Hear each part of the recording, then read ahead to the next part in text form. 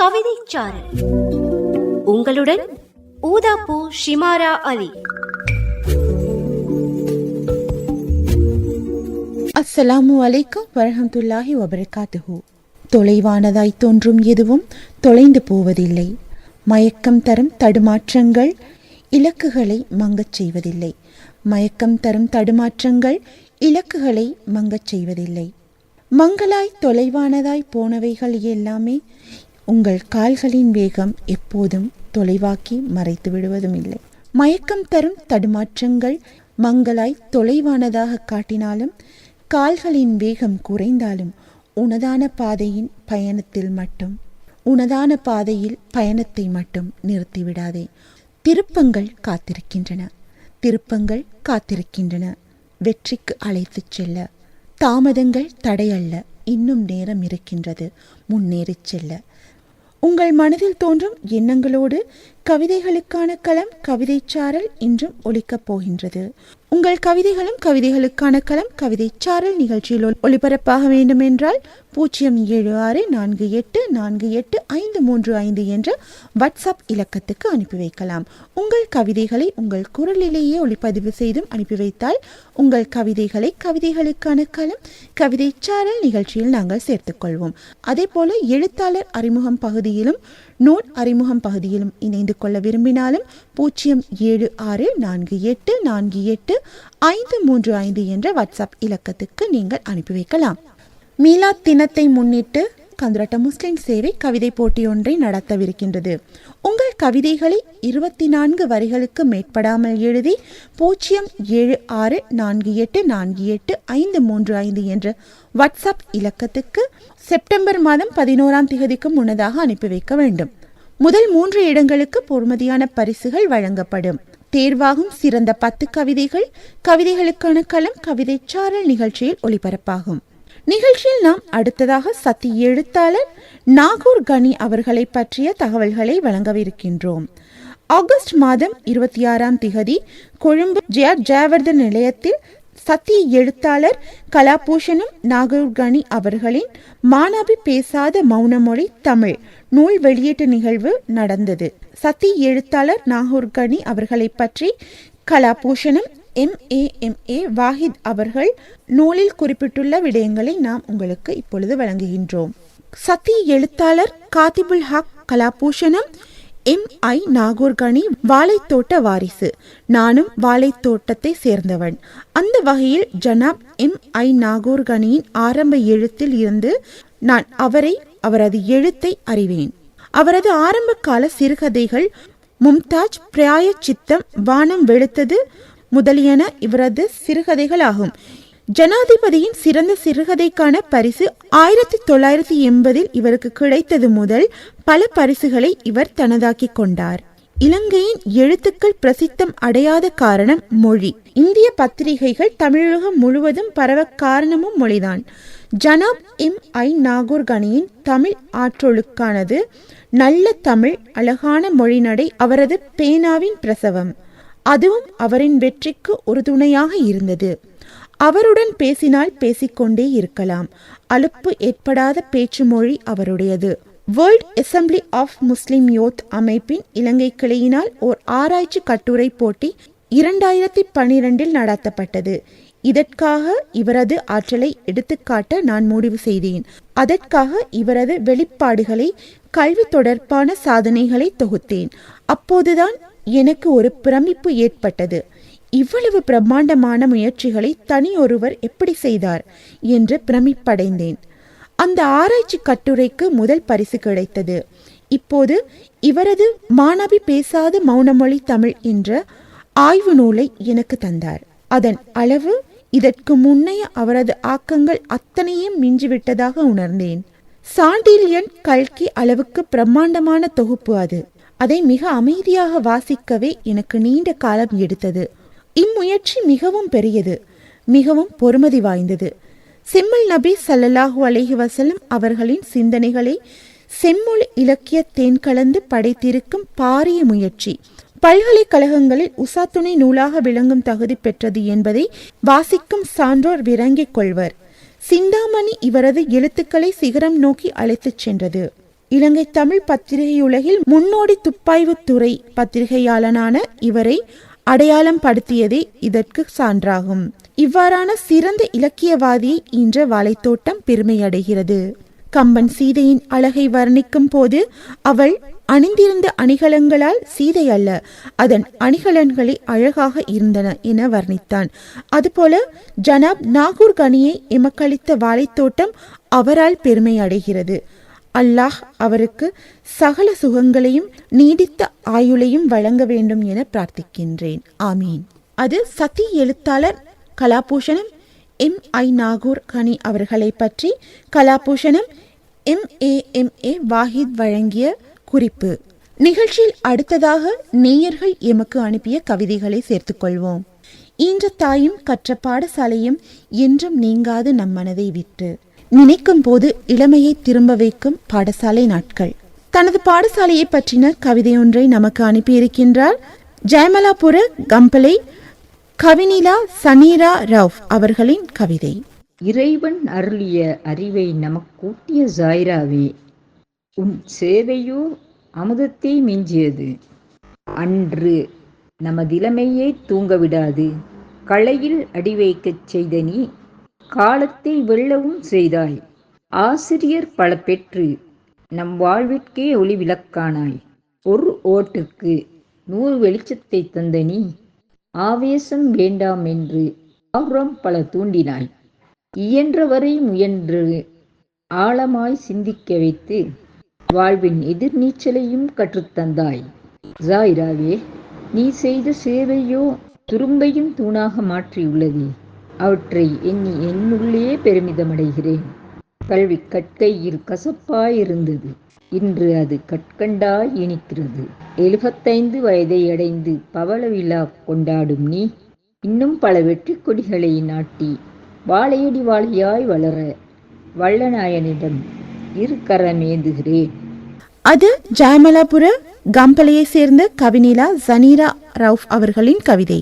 தனித்திருக்கும் பெண்ணுக்கு துணையொன்று தேடும் உறவுகள் துணையற்ற பெண்ணுக்கு ஏனோ தனிமையை மட்டும் துணையாக்குகின்றார்கள். வேலிகளற்ற வெள்ளாடுகளாய் வேடுவர் கண்களுக்கு எப்பொழுதுமே ஒரு வெள்ளாடுதான். வேடிக்கை பார்ப்போர் வேதனைகளை அறிவதில்லை, கதைகள் சொல்லுவோர் நிஜங்களை தேடுவதில்லை. துணையொன்று வேண்டும் துணையற்ற பெண்ணுக்கும், துணிவுதான் வேண்டும் மறுவாழ்வு கொடுக்க அவளுக்கு. அடுத்த கவிதையினை அனுப்பியுள்ளார் ஃபஸ்லுல்லா. மறுமணம் பாவமல்ல, மறுமணம் என்பது தவறல்ல. மாற்றான் கைப்பட்டதால் பெண் ஒன்றும் இழிவல்ல. காமத்தில் மட்டும்தான் ஆண்களின் பங்கு, பெண்கள் காலமும் செய்ய இங்கு 1000 உண்டு. பெண்மை என்ற சொல் உடல் சார்ந்த ஒன்றல்ல, உள்ளன்பு உயிர் தியாகம் இவை இன்றி வேறில்லை. மகர் கொடுத்து பெண்ணெடுத்து மாடு போல நடத்துபவனை மிதித்து மீண்டு வந்தால் பாவமில்லை. பெண்கள் கட்டிலினை அலங்கரிக்கும் பொருளும் இல்லை, காமத்தில் விளையாடும் பொம்மையும் இல்லை. சமுதாயம் தூற்றும் என அஞ்சிக் கொண்டு சாகும் வரை உரிமை இழக்க பெண்கள் ஒன்றும் அடிமை இல்லை. உள்ளத்தின் உணர்ச்சிகளை புரியாமல் வெறும் உடல் தின்னும் மிருகத்தை கட்டிக்கொண்டு பண்பாடு கலாச்சாரம் என்று சொல்லிக் கொண்டும் பெண்கள் படும் பாடை சரி செய்யா சமுதாயமே.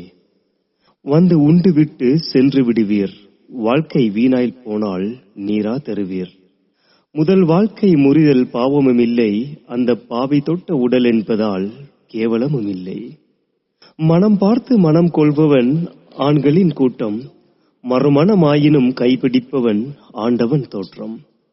எந்த வயதிலும் எந்த நிலையிலும் நிம்மதியான வாழ்க்கையை வாழ நினைப்பதும் வாழ்வதும் குற்றமல்ல.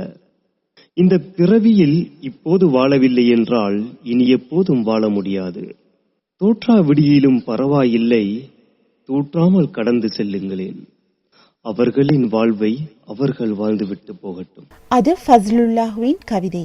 அறியாமை போக்க வந்த எம்பெருமானார் பெருமைதனை எப்பொழுதுமே பாடலாம். பெருமானாரின் புகழை கவிதையாக வடித்துள்ளார் பமுனுபொல ஷாஃபிகான். வறண்டு போன பாலை நிலத்தில் ஒரு வற்றாத தடாகம், வறண்டு போன பாலை நிலத்தில் ஒரு வற்றாத தடாகம், இருண்டு போன அறியாமைக்குள் இருள் கிழித்த நாயகம். இருண்டு போன அறியாமைக்குள் இருள் கிழித்த நபிகள் நாயகம். மத்திய கிழக்கு அங்கு ஒரே அழுக்கு, மத்திய கிழக்கு அங்கு ஒரே அழுக்கு. பெண் சிசு கொலை தீரா வழக்கு, பெண் சிசு கொலை தீரா வழக்கு.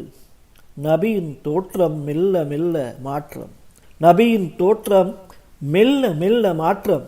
தெரிந்தது ஞான விளக்கு.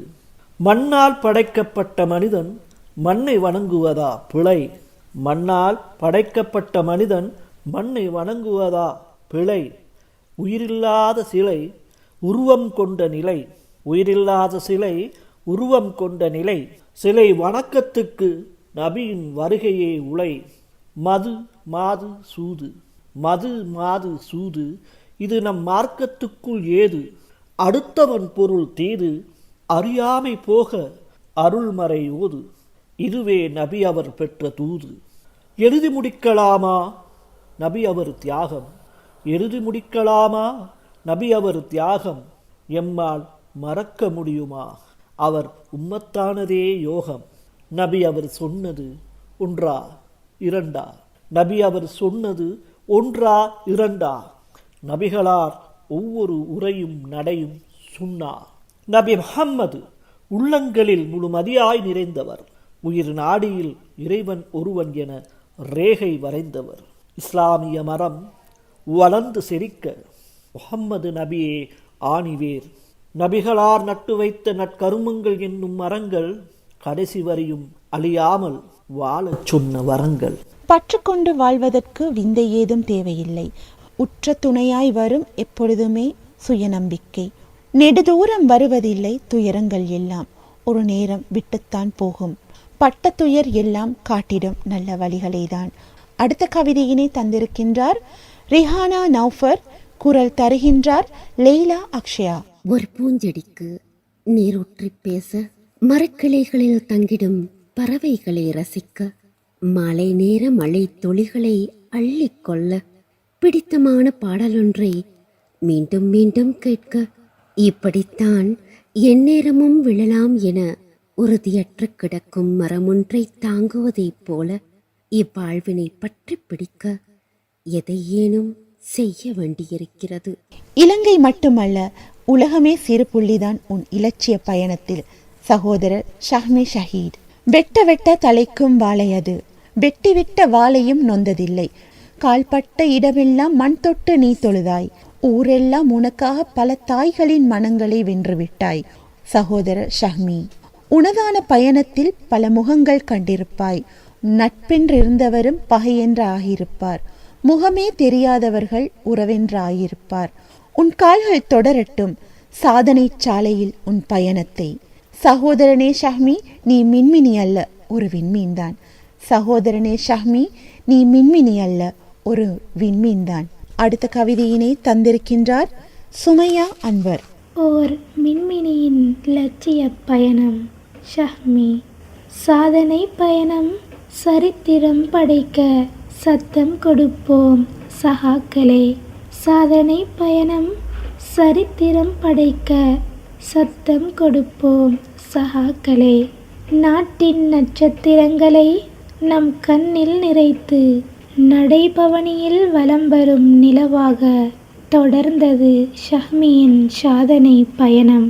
உயிரிருக்கும் அவ்வுடலில் உணர்வுகள் மறைக்கப்பட்டன, உயிரிருக்கும் அவ்வுடலில் உணர்வுகள் மறைக்கப்பட்டன. பிறரின் தயவிலும் பிறரின் பிரார்த்தனையிலும் பிரகசித்த விதம்தான் என்னவோ. உலகிற்கு உன்னை கூட்டி வந்தவள் உன் தாய், இன்று நீ உலகில் அறிமுகமானதால் பல தாய்கள் உனக்காக. உலகிற்கு உன்னை கூட்டி வந்தவள் உன் தாய், இன்று நீ உலகில் அறிமுகமானதால் பல தாய்கள் உனக்காக. நபர்களின் சுதந்திரத்தை நடைபவனியில் நிஜமூட்டும் தியாகம்தான் என்னவோ. கால்கள் மரத்தும் காயம் கண்டும் கடும் வெயிலின் அகோரத்திலும் தொடர்கிறது லட்சிய பயணம். இனமென பிரியவில்லை ஈழத்திலும் இலட்சிய கொடியுடன் இன்பமாய். உயர்வுகள் கண்டு ஊமை கொள்ளாது ஊக்கம் கொடுப்போம், உற்சாகம் கொள்ளட்டும். இதுவரைக்கும் கவிதைகளுக்கான களம் கவிதைச்சாரல் நிகழ்ச்சியில் நேயர்கள் அனுப்பிய கவிதைகளை கேட்டீர்கள். இதுபோல உங்கள் கவிதைகளும் கவிதைகளுக்கான களம் கவிதைச்சாரலில் ஒளிபரப்பாக வேண்டும் என்றால் 0764484853 என்ற வாட்ஸ்அப் இலக்கத்துக்கு அனுப்பி வைக்கலாம். உங்கள் கவிதைகளை உங்கள் குரலிலேயே நாங்கள் ஒளிபரப்ப காத்திருக்கின்றோம். மீலா தினத்தை முன்னிட்டு கந்தரட்ட முஸ்லிம் சேவை கவிதை போட்டி ஒன்றை நடத்துகின்றது. 24 வரிகளுக்குள் நபிகளாரை பற்றிய உங்களது கவிதைகளை 0764484853 என்ற இலக்கத்துக்கு அனுப்பி வைக்கவும். உங்கள் கவிதைகளோடு உங்கள் புகைப்படத்தையும் உங்களை பற்றிய தகவல்களையும் எங்களுக்கு தெளிவாக வாட்ஸ்அப் செய்து வைக்கவும். முதல் 3 இடங்களுக்கு பரிசுகள் வழங்கப்படும். தெரிவாகும் சிறந்த 10 கவிதைகள் கவிதைகளுக்கான களம் கவிதைச்சாரல் நிகழ்ச்சியில் ஒளிபரப்பாகும். மீண்டும் கவிதைகளுக்கான களம் கவிதைச்சாரல் நிகழ்ச்சியில் சந்திக்கும் வரை சலாம் கூறி விடைபெறுகின்றேன். அஸ்ஸலாமு அலைக்கும் வரஹ்மத்துல்லாஹி வபரகாத்துஹு. ஊதாப்பூ ஷிமாரா அலியின் கவிதைச்சாரல் கேட்டீர்கள்.